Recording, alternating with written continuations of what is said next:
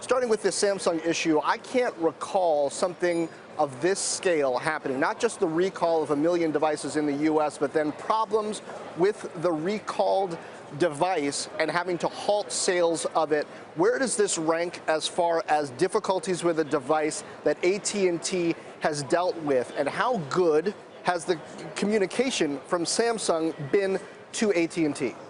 Yeah, John, before we get into that, I wanted to talk about other difficulties that we're also having. I wanted just to make a comment about the residents, the businesses, and the first responders in the areas affected by Hurricane Matthew. We're in good shape this morning in Florida. We have some coastal flooding in Georgia and South Carolina, and we're waiting for the water to recede in North Carolina, but our people have been working around the clock trying to restore service, and we're very proud of the men and women of AT&T that are restoring that service. We take safety very seriously, and that's why with Samsung, we've taken the extraordinary step to stop exchanging Note7s, and customers, we're encouraging them to come in and exchange them for any other Samsung smartphone, or for that matter, any other smartphone, so they can make sure that their devices are safe to use. And this is one of the largest recalls that I can remember ever.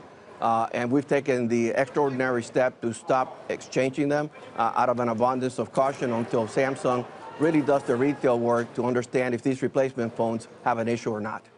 Ralph, you know, it is a company's last resort to try and help them get a competing company's product. Like when your flight gets canceled, they always try and book you on the same airline, but if they can't do it and if you have to get somewhere, then they will suck it up and book you on a different airline. Are you actually seeing Samsung assisting customers getting other devices, or are the carriers like yourself having to assist customers in doing that?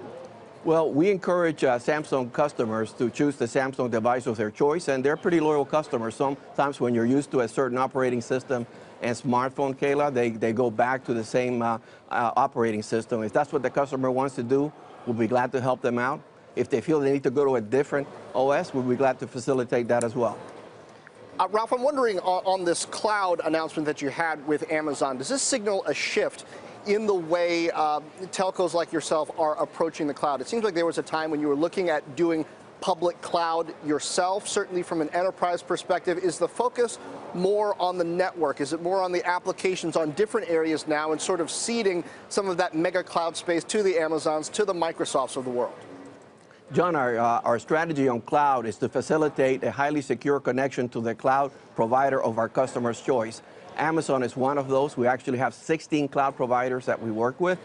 But the breakthrough announcement here is that we're working together, we're collaborating on behalf of our customers to ensure there's a highly secure connection from the endpoints all the way to the cloud. You can't just protect the information in the cloud, you have to protect it from the endpoints and on the transit along to the cloud. So working with Amazon, what we're doing for the first time is we both agreed to share network intelligence about security so that the customer, who is our mutual customer, will have the most highly secure connection possible from the endpoints all the way to the cloud. Hey CNBC fans, thanks for checking out our YouTube channel. Here you're going to find videos packed with all of the information that you need to be smarter about your finances. You can subscribe by clicking right here and click on all the videos around me or the eye right here to watch the latest from CNBC. Thanks for watching.